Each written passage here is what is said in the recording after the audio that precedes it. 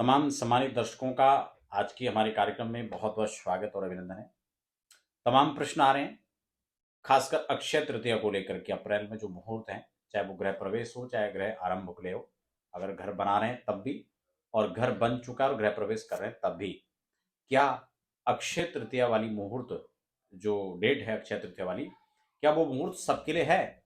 क्या उसमें गृह प्रवेश और गृह आरंभ, गृह निर्माण आप कर सकते हैं या नहीं? ये बार-बार प्रश्न आ रहा है और प्रामाणिक रूप से इसकी जानकारी मैं आज आपको देने वाला हूँ। और निवेदन भी रहेगा, अगर आप पहली बार चैनल को विज़िट कर रहे हैं तो चैनल को सब्सक्राइब ज़रूर कर लीजिए, क्योंकि यहाँ पर आपको ऐसे ही तमाम कार्यक्रम जो संसद छेदा वाले हैं वो आपको मिलेंगे। तो पंचांग मेरे सामने है।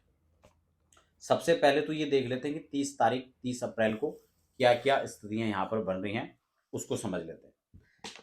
वैशाख का महीना है और शुक्ल पक्ष है।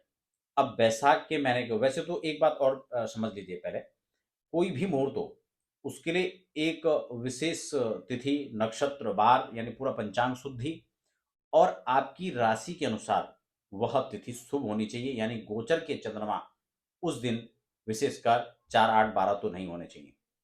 तो इस तरह से उसको जो है देखना चाहिए। फिर जहाँ पर गृह प्रवेश या गृह निर्माण हो रहा है, वहाँ के सूर्योदय के अनुसार वहाँ का लगन स्पष्ट करके और उस समय के अंदर आपको गृह प्रवेश करना है।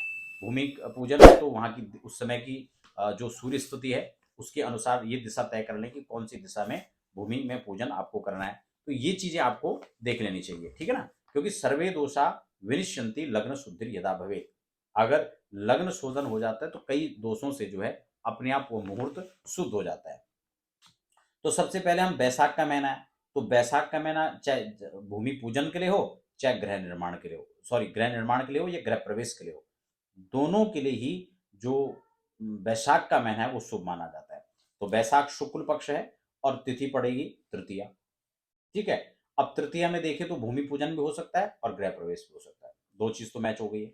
बार है बुधवार, तो बुधवार को गृह प्रवेश के लिए भी शुभ होता है और गृह निर्माण के लिए भी शुभ होता है। तो बार भी ठीक मिल गया। अब है नक्षत्र। नक्षत्र इसमें रोहिणी है, तो रोहिणी नक्षत्र को और रोहिणी मृगशिरा, ये दोनों ही नक्षत्र जो है भूमि पूजन के लिए हो या फिर गृह प्रवेश के लिए हो, दोनों के लिए, निर्माण के लिए भी और प्रवेश के लिए भी यह नक्षत्र शुभ हो गया। तो अब ये मेन चीज जो इसमें थी वो सारी मिल गई है। ठीक है। तो इसका मतलब हुआ कि ये मुहूर्त जो है वो गृह प्रवेश और गृह निर्माण दोनों के लिए उपयुक्त है। अब वो चाहे पंचांग में दिया हो या नहीं दिया हो।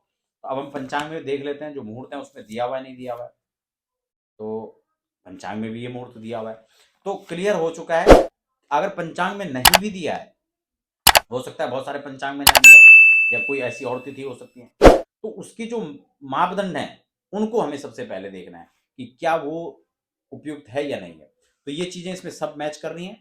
और उस दिन जो चंद्रमा होंगे वो खासकर वृष राशि पे होंगे। तो अब ये देख लेना है जिनकी वृष राशि है उनके लिए तो ऑलरेडी वो सही हो गया।